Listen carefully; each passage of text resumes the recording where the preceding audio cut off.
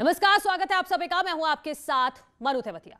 सबसे पहले बात करेंगे बड़ी खबर की। कानपुर में बिकरू कांड से जुड़ी बड़ी खबर सामने आ रही है। फोरेंसिक जांच रिपोर्ट में एक बड़ा खुलासा हुआ है। पुलिस ने हिस्ट्री शीटर्स पर दूर से फायरिंग की थी, क्लोज रेंज से नहीं मारी गई थी गोली। हाथों में मिले गन पाउडर मिले हैं, बुलेट प्रूफ जैकेट पर भी गोली लगी थी और जांच में एनकाउंटर की पुलिस की थियरी बिल्कुल सही मानी गई है। हाथों में मिले gun powder, bullet proof jacket पर गोली भी लगी मिली है। तो ये बड़ी खबर हम आपको बता रहे हैं बिकरू कांड से जुड़ी हुई, जिसमें फोरेंसिक रिपोर्ट आई है, जिसके बाद ये तमाम तथ्य सामने आए हैं। और इस जानकारी के बाद जो तमाम सवाल एनकाउंटर को लेकर उठ रहे थे, उस पर भी कहीं ना कहीं एक विराम लग गया है। पुलिस की थियरी को जो फोरेंसिक रिपोर्ट आई है उसके बाद सही माना गया है। और हमारे सहयोगी श्याम तिवारी हमारे साथ जुड़ गए। श्याम, इस फोरेंसिक रिपोर्ट आने के बाद जो तमाम सवाल उठ रहे थे इस एनकाउंटर को लेकर, उन पर जरूर विराम लग गया है। बिल्कुल, जिस तरीके से बिकरू कांड की घटना सामने आई और उसके बाद जब पुलिस ने एक्शन लेना शुरू किया तो लगातार ये बातें सामने आ रही थी कि पुलिस का जो एक्शन है कहीं ना कहीं सवालों के घेरे में खड़ा किया जा रहा था। क्योंकि जिस रात में घटना हुई उसकी सुबह ही पुलिस ने 2 एनकाउंटर किए थे और 2 लोगों को ढेर कर दिया था। इसके बाद ये एनकाउंटर का सिलसिला लगातार चलता रहा और ये सिलसिला तब थमा जब विकास दुबे का एनकाउंटर हुआ। और विकास दुबे के एनकाउंटर को लेकर पर्टिकुलर बहुत सारे सवाल खड़े किए जा रहे थे। तमाम समाज सेवी लोग और कोर्ट में भी इसको लेकर के याचिका दायर की गई थी। लेकिन जब ये फॉरेंसिक की रिपोर्ट आई है तो ये कहीं ना कहीं उन सारे सवालों का जवाब देते हुए नजर आ रहे हैं कि किस तरीके से जो इनकाउंटर हुए उसमें जो पुलिस की थ्योरी है बिल्कुल सही है। आपको बता दें कि जब ये इनकाउंटर हुए थे इसके बाद अधिकारियों की निगरानी में एफएसएल की टीम ने सभी इनकाउंटर स्थल पर मौके पर जाकर के सीन का रिक्रिएशन किया था। यानी उन्होंने ये देखने का प्रयास किया था कि किस जगह पर अपराधी थे और किस एंगल से उनको गोली मारी गई। ये सारी चीजें भी इस जांच में शामिल की गई हैं। इसके अलावा तमाम जो रासायनिक रिपोर्ट्स होती हैं वो इस बात की पुष्टि कर रही हैं कि कहीं ना कहीं जो जिनको गोली लगी है उनको गोली दूर से मारी गई है, ना कि पास से मारी गई है। इसके अलावा तमाम जगहों पर यह भी पुष्ट हुआ है कि जो अपराधी थे उनके हाथों में बारूद लगा हुआ था, बारूद के कण पाए गए हैं, जिससे यह पुष्ट होता है कि उन्होंने पुलिस के ऊपर फायरिंग की थी। तो ये जो रिपोर्ट अब सामने आई है निश्चित तौर पर पुलिस को राहत देने वाली है और ये जो रिपोर्ट है वो सप्लीमेंट्री चार्जशीट के साथ कोर्ट में दाखिल की जाएगी। जी, बहुत शुक्रिया श्याम आपका तमाम जानकारी के लिए। तो ये बड़ी खबर हम आपको बता रहे थे बिकरू कांड से जुड़ी हुई।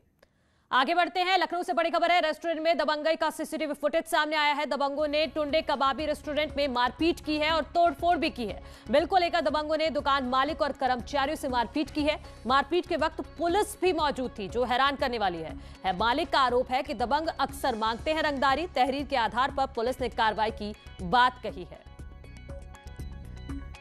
तो लखनऊ से एक खबर हम आपको दिखा रहे हैं जो सीसीटीवी कैमरे में मारपीट कैद हुई है। आप देख सकते हैं लाल घेरे के जरिए जो दिखाने की कोशिश कर रहे हैं हम कि किस तरह से रेस्टोरेंट में दबंगों ने मारपीट की है।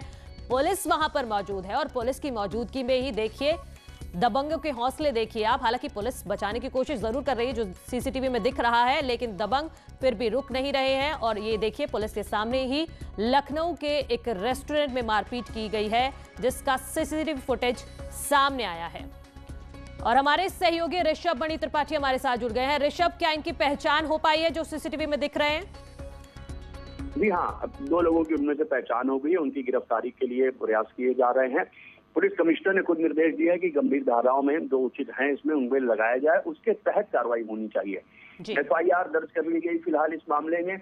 और पुलिस कमिश्नर ने यह भी कहा है कि मौके पर जो पुलिसकर्मी दिख रहे हैं, हंगामा होने के बावजूद अगर उन्होंने उचित कार्रवाई नहीं की है तो उन पुलिस कर्मियों के खिलाफ भी कार्रवाई होगी। पुलिस कमिश्नर ने सख्त एक्शन लिया है फिलहाल और पुलिस एफआईआर दर्ज करके गिरफ्तारी के प्रयास में जुट गई है। बहुत शुक्रिया ऋषभ आपका तमाम जानकारी के लिए। फतेहपुर में एक वीडियो सामने आने के बाद सीओ अंशुमन मिश्रा की मुश्किलें बढ़ गई हैं। वीडियो में एक चौकीदार ने सीओ के ऊपर गंभीर आरोप लगाए हैं। दरअसल सीओ के घर तैनात चौकीदार का आरोप है कि सीओ उससे अपने घर का काम कराता है, कभी कपड़े धोना तो कभी साफ सफाई करनी पड़ती है। सीओ पर गाली गलौज करने का भी आरोप लगाया गया है। ये वीडियो सोशल मीडिया के जरिए सामने आया है और एसएसपी ने भी इस पर संज्ञान लेते हुए जांच शुरू कर दी है। एसपी सतपाल अंतिल का कहना है कि एडिशनल एसपी को पूरे मामले की जांच दे दी गई है। जांच रिपोर्ट आने के बाद ही आगे की कार्रवाई की जाएगी। क्या करते हो? बैठे। हमको काम शाम को दिए थे पहले कपड़ा धोने के लिए। अच्छा। तो कपड़ा तो धो लिए। हाँ। तो उसके बाद फिर शाम को शाम को हमको बोल रहे थे कि इसको झाड़ू लगा के पानी डाल देना और पानी डाल के उसके बाद फिर साफ करके बैठना। किसमें पानी डालने के लिए? वो जमीन में वो ला के उसको झाड़ू लगाइए पानी डाल। और काम क्या किए हैं आप? फिर उसके बाद फिर हमको बोला कि लीजिए कचरा फेंकिए, ये कचरा फेंका मैंने। उसके बाद शाम को कुछ नहीं बोले हैं, बोले कि क्या करते हो, बैठे रहते हो क्या, जूता पॉलिश करना है कि नहीं करना? कब से कह रहा हूँ, हमसे एको बार नहीं बोले। अच्छा, हाँ, एको बार नहीं बोले। आरजेड जाऊन मतलब टूटते जाऊन हड़क के बात कर रहे थे। बोला कि यहाँ ड्यूटी करने आए कि बैठने के माध्यम से एक वीडियो प्राप्त हुआ है जिसमें कि एक ग्राम चौकीदार के द्वारा सीओ खागा जनपद फतेहपुर पर कुछ आरोप लगाए गए हैं। इस वीडियो का और इस वीडियो में जितने भी आरोप लगाए गए हैं उन सभी का मेरे द्वारा संज्ञान लिया गया है और इसमें एक जांच अपर पुलिस अधीक्षक जनपद फतेहपुर को दी गई है, जिसमें उनको निर्देशित किया गया है कि वो हर बिंदु पर गहनता से जांच करें। उनकी रिपोर्ट के आधार पर नियमानुसार अग्रिम कार्रवाई की जाएगी। शाहजहांपुर से खबर है, जहां जिंदा जलकर एक महिला की मौत से सनसनी फैल गई है। पति से हुआ था पति का विवाद, आग से झुलसी पति को जिला अस्पताल में भर्ती किया गया, जहां इलाज के दौरान उसने दम तोड़ दिया। सोने की अंगूठी खरीदने को लेकर पति से विवाद हुआ था। मृतका के परिजनों ने पति पर हत्या का आरोप लगाया है। पुलिस मामले की जांच में जुटी हुई है। हाँ, कल दोपहर तक बोल रही थी, अच्छे से बात कर रही थी। कल रात में इनके पति आए दिल्ली से, इन्होंने इंजेक्शन लगवाया और तभी वो खत्म हुआ, नहीं सांसें भरने लगी। इनके पति ने मरवाया, फोन पे हमेशा कहते तुम मर जाओ मर जाओ। घर वाले सब परेशान करते थे। दीप श्रीवास्तव हमारे सहयोगी हमारे साथ जुड़ गए हैं। दीप, क्या इतने भारी विवाद था कि सोने की अंगूठी नहीं ली गई और इसलिए जलकर ये मौत हो गई?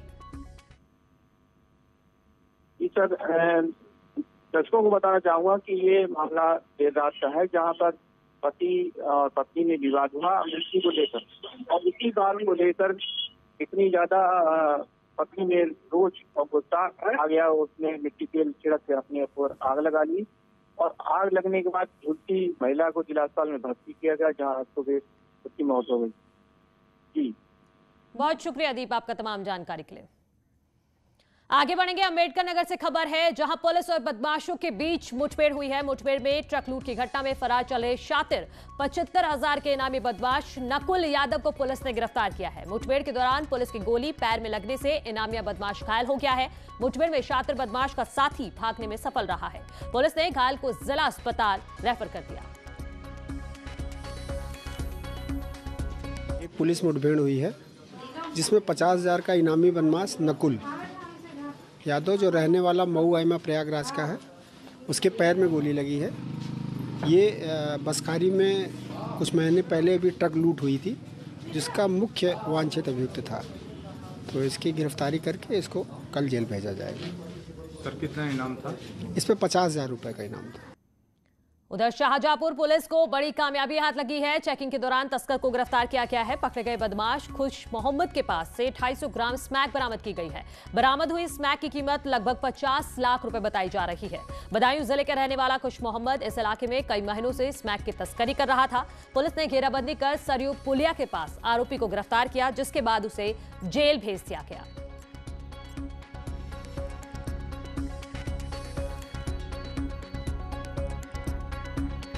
तो ये तेज कदमों से भागा। इसको आवश्यक बल प्रयोग करके रोका गया तथा इसकी जामा तलाशी में इसके पास से 250 ग्राम स्मैक पाउडर बरामद हुआ है, जिसकी अंतर्राष्ट्रीय बाजार में कीमत करीब 50 लाख रुपए है। ये व्यक्ति, इसका नाम खुश मोहम्मद है और ये बदायूं जनपद के थाना बिनावर क्षेत्र का रहने वाला है। उत्तराखंड के कोटद्वार से एक बड़ी खबर आ रही है, जहां बंदूक की नोक पर बदमाशों ने लूट की घटना को अंजाम दिया है। देवी रोड पर एक घर में घुसकर 5 बदमाशों ने बंदूक के बल पर लूट की। दिन दहाड़े हुई इस लूट से इलाके में सनसनी फैल गई है। वहीं पुलिस बदमाशों की तलाश में जुटी हुई है। सुबह 7 बजे की बात है, 5 लोग आए। मैं ऊपर सो रही थी अपने कमरे में, मम्मी चाय बनाने जा रही थी तो उन्होंने मम्मी को मतलब अपना बैग यहाँ पर रख के मम्मी को मुंह बांधा, फिर दादी को बांधा। 3 लोग नीचे थे, 2 मुझे ऊपर लेने आए, फिर वो मुझे नीचे लाके उन्होंने यहाँ छोड़ के मुझे हाथ बांध दिया, मैंने टेप से मुँह बांध दिया और उसके बाद वो मम्मी को लेके उस कमरे में लेके चले गए और मम्मी को उन्होंने बोला कि पैसे दे दो नहीं तो हम तुम्हें मार देंगे। इसमें इन लोगों को 3 लोगों को बता रहे हैं कि मुंह पे टेप लगाया गया था और घर में जो सामान है उनको लेकर के ले गए हैं और जो उनकी कद काठी उसका हम लोगों ने नोट कर लिया, उसके लिए जांच कराई जा रही है। साथ ही जो आसपास के जो CCTV कैमरे हैं उसको तलाश किया जा रहा है। आगे बढ़ते हैं। शाहजहांपुर से खबर है जहां एक दरोगा पर ही रेप का आरोप लगा है। जलालाबाद थाना क्षेत्र में पीड़िता ने आरोप लगाया है कि वह अपने साथ हुए रेप की रिपोर्ट लिखवाने गई थी, जहां एक दरोगा ने उसके साथ रेप किया है। पीड़िता ने आला अधिकारियों से न्याय की गुहार लगाई है। उसका आरोप है कि उच्च अधिकारियों से शिकायत करने पर दरोगा के खिलाफ FIR दर्ज करने के आदेश हुए हैं, लेकिन उसके बावजूद भी उसकी रिपोर्ट नहीं लिखी गई। फिलहाल पुलिस ने महिला की शिकायत के बाद मामले की जांच शुरू कर दी है। एक महिला ने इस तरह से आरोप लगाया करीब 5-6 लोगों पर रेप किए जाने का और एक पुलिसकर्मी के भी संलिप्त होने का। इस संदर्भ में कोई प्राथमिक एविडेंस नहीं है, कोई तथ्य नहीं है इसमें। और इसमें जो साक्ष्य हैं तथ्यों में संकलन लिए साहब को SP साहब की तरफ से जांच दी गई है, जिसमें तथ्यों में संकलन किया जा रहा है। अगर कोई पाया जाता है तो आवश्यक कार्रवाई सुनिश्चित की जाएगी मुकदमा लेकर। फिरोजाबाद में चोरों ने ज्वेलरी शॉप पर हाथ साफ कर दिया। फरिया इलाके में ज्वेलर की दुकान का शटर काटकर चोरों ने चोरी की घटना को अंजाम दिया। दुकान में घुसकर अलमारी तोड़ी गई और नगदी और सोने चांदी के आभूषण लेकर वो फरार हो गए। दुकान मालिक के मुताबिक लगभग दुकान से 50 लाख रुपए की चोरी हुई है। वहीं पुलिस मामले की जांच कर रही है।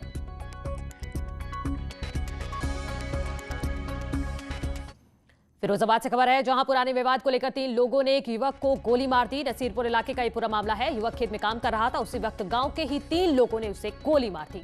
गोली की आवाज से ही इलाके में हड़कंप मच गया। वहीं मौका पाकर आरोपी भी फरार हो गया।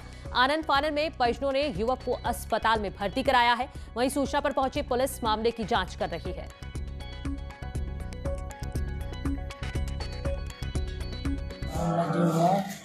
मैं रेस लगा के आ रहा था रोड पे से, रोड में जंप क्या दिया, मैं दो रेस हो गया, पता नहीं फिर जंप क्या गोली मार दी। वहाँ पे एक लड़का है, नाम है गौरव पुत्र दूरबीन सिंह, और इसका कुछ विवाद था कुछ लोगों के साथ में। तो उसका कहना है कि उन लड़कों ने वापस घर जाते समय इसको गोली मार दी है। बाकी प्रार्थना पत्र लेके जो डायरी प्राप्त करके विधिक कार्रवाई की। यहाँ रुक रहे छोटे से ब्रेक के लिए, जल्द लौट रहे हैं कुछ और खबरों के साथ। खबर आगरा से है जहां एक बुजुर्ग महिला का शव उसके घर पर ही जमीन पर पड़ा मिला है। इत्माउद्दुल्ला इलाके का ये पूरा मामला है। जब महिला दिखाई नहीं दी तो पड़ोसियों ने इसकी जानकारी पुलिस को दी। सूचना मिलने पर पुलिस समेत कई आला अधिकारी मौके पर पहुंचे तो जमीन पर महिला का शव पड़ा हुआ मिला। महिला की गला रेत कर बेरहमी से हत्या की गई है। फिलहाल पुलिस ने इस हत्या की गुत्थी को सुलझाने के लिए कई टीमें गठित कर दी है। सारी एक ही होगी। हाँ, तो है। इत्माउद्दुल्ला क्षेत्र में मेहताबाग एरिया में एक महिला की गला काट की हत्या घरी के अंदर की है। डेड बॉडी घर के अंदर मिली है। बॉडी को अभी पंचायतनामा भर के पोस्टमार्टम के लिए भेजा जा रहा है। उनके जो भी परिजन है उनसे तहरीर प्राप्त करके इसको मुकदमा भी किया जाएगा। विविध इसमें जो एंगल्स है सब पे जो है काम किया जाएगा। मौके पे सभी अधिकारी, पुलिस फोर्स टीम, थानाध्यक्ष सब पहुंच गए। अब खबर है उत्तराखंड के रामनगर से जहां बीजेपी नेता मदन जोशी के चचेरे भाई का शव कंचनपुर छोई में घर के पास मिला है। बताया जा रहा है कि इंद्र बीती रात घर के पास बने एक ढाबे में किसी बर्थडे पार्टी में गया था। उसके बाद वह घर नहीं लौटा। सुबह उसका शव घर के पास मिला है। परिजनों ने इंद्र जोशी की हत्या की आशंका जताई है। पुलिस अब पूरे मामले की छानबीन में जुटी है। अन्य जानकारी, उस व्यक्ति का नाम इंद्र जोशी है जिसकी मृत्यु हुई है। उसकी मृत्यु के संबंध में उसके परिजनों के द्वारा जो आशंका व्यक्त की गई, इस संबंध में पुलिस जो है प्रारंभिक पूछताछ कर रही है। पुलिस द्वारा की गई पूछताछ में अभी तक ये प्रकाश में आया कि यहाँ पर इन लोगों की एक पार्टी रात में थी जिसमें ये व इसके मृतक व उसके मित्र गण उसमें सम्मिलित हुए थे। उसके पश्चात ये व्यक्ति अपने घर नहीं गया, यहीं पर रुक गया था, सो गया था। बुलंदशहर में पुलिस ने नाबालिग लड़की के साथ रेप के आरोपी को गिरफ्तार किया है। आरोप के मुताबिक जब पीड़िता के मां बाप मजदूरी करने के लिए घर से बाहर गए थे, तब किराएदार की तरह रहने वाले उसके रिश्तेदार ने ही रेप किया और फिर फरार हो गया। पीड़िता ने परिजनों के घर आने पर आपबीती बताई और थाने पहुंचकर इसकी शिकायत दर्ज कराई है, जिसके बाद पुलिस ने आरोपी युवक को धर दबोचा है। पुलिस ने पीड़िता को मेडिकल जांच के लिए अस्पताल में भर्ती कराया है। नेहरूपुर मोहल्ले में एक मकान में नीचे के हिस्से में एक परिवार रहता है और ऊपर के हिस्से में दूसरा परिवार रहता है। ऊपर के हिस्से में रहने वाले परिवार के एक युवक द्वारा, जिसकी उम्र 21 वर्ष है, नीचे के हिस्से में रहने वाली एक लड़की के साथ उसी के कमरे में दुष्कर्म किया गया। जिस समय लड़की के माता पिता बाहर गए हुए थे, बाद में जब माता पिता घर लौटे और उन्हें जानकारी हुई तो उनके द्वारा एक तहरीर थाना खुर्जा नगर में दी गई।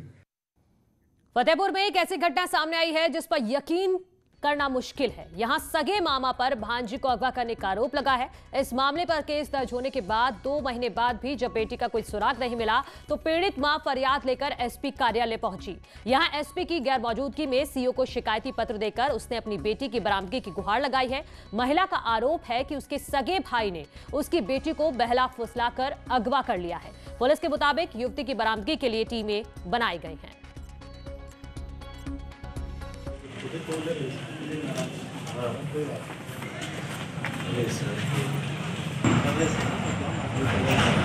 ये मुकदमा पंजीकृत किया गया है 37/20 थाना हदगांव में। नाबालिग लड़की है सरिता देवी, जिसके संबंध में टीम गठित की गई है बरामदगी करने के लिए।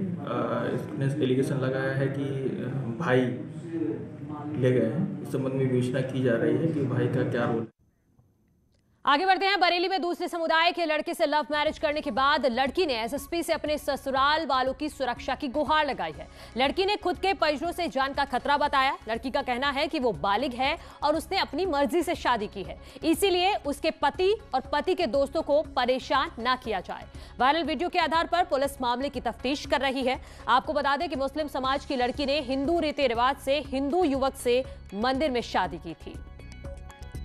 काफ़ी मामले आते हैं जिसमें 2 अलग अलग समुदाय के लोग एक दूसरे से शादी करते हैं। उसके बाद कई बार उनके परिवार वाले इसके खिलाफ होते हैं। तो इसमें जो सामान्यतः जो परिवार है उसके द्वारा मुकदमा लिखा जाता है और इसमें इसके बाद जो अगर लड़का या लड़की दोनों अगर बालिग हैं और उनकी अपनी स्वतंत्र उनकी मर्जी से अगर वो ऐसा कर रहे हैं तो इसमें उसके बाद उसमें न्यायालय में बयान कराए जाते हैं और उसके बाद न्यायालय में बयान कराने के बाद जो भी वो वहाँ पे अपना बयान देते हैं उसके आधार पर फिर आगे कार्रवाई उसमें तय होती है। हरदोई की पिहानी पुलिस ने ग्रामीण बैंक ऑफ आर्यवर्ता के पूर्व शाखा प्रबंधक को पिहानी बस अड्डे से गिरफ्तार किया है। इसके ऊपर बैंक में 34 लाख रुपए से ज्यादा की धोखाधड़ी करने का केस दर्ज कराया गया था। पुलिस ने इसकी गिरफ्तारी के लिए 25,000 का इनाम घोषित किया हुआ था इसके खिलाफ, और इसके खिलाफ साल 2018 में पिहानी में मुकदमा पंजीकृत किया गया था।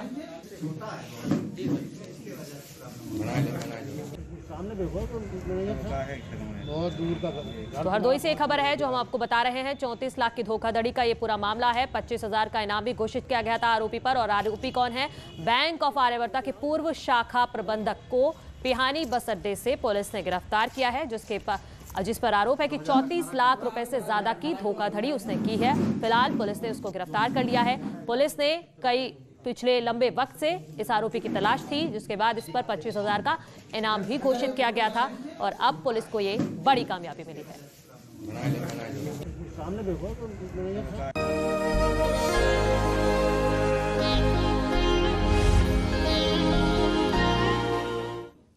बलिया की बेटी नेहा सिंह का गिनीज वर्ल्ड रिकॉर्ड में नाम दर्ज हुआ है। नेहा सिंह ने खनिज रंगों से भगवत गीता पर आधारित मोक्ष का पेड़ नाम की पेंटिंग बनाकर ये कीर्तिमान बनाया। नेहा ने बलिया के साथ साथ यूपी और देश का नाम दुनिया भर में रोशन किया है। नेहा सिंह बलिया की पहली गिनीज वर्ल्ड रिकॉर्डधारी भी बन गई हैं।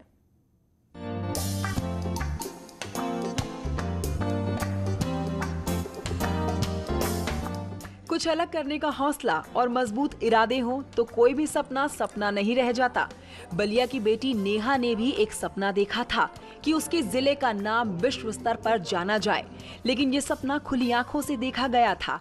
शायद इसीलिए वो ख्वाब मुकम्मल हो सका। नेहा ने लॉकडाउन के दौरान अप्रैल में घर बैठकर खनिज रंगों से एक पेंटिंग बना डाली। खनिज रंगों से भगवत गीता पर आधारित मोक्ष का पेड़ नाम की इस पेंटिंग का साइज 62.72 स्क्वायर मीटर यानी कि 675.36 स्क्वायर फीट है। बलिया का नाम पहली बार गिनीज वर्ल्ड रिकॉर्ड में दर्ज हुआ है, ये फर्स्ट टाइम है। और बीएचयू के 100 वर्षों के काल में पहली बार किसी ने अध्ययन के साथ साथ गिनीज वर्ल्ड रिकॉर्ड में अपना नाम दर्ज कराया है। तो डीएम सर यहाँ पे पेंटिंग देखने आए थे जो 62.72 स्क्वायर मीटर था, जिनका उन्होंने बधाई भी दिया और साथ ही गिनीज वर्ल्ड रिकॉर्ड का जो सर्टिफिकेट है उन्होंने सर्टिफिकेट भी दिया। नेहा ने अपनी पेंटिंग में भगवत गीता के 18 अध्यायों को पेड़ के 18 शाखाओं में और एक शाखाओं में 1 से 18 पत्तों का चित्रण करके ऊपर कमल और ओम से मोक्ष प्राप्ति का सुंदर चित्रण प्रस्तुत किया है। काशी हिंदू विश्वविद्यालय के वैदिक विज्ञान केंद्र के पहले सत्र की छात्रा नेहा सिंह वैदिक साहित्य में ज्यादा रुचि होने के चलते ललित कला में पोस्ट ग्रेजुएशन करने के बाद से ही वैदिक विज्ञान, उपनिषद, भगवत गीता, भारतीय संस्कृति जैसे विषय में लगातार शोध कर रही हैं।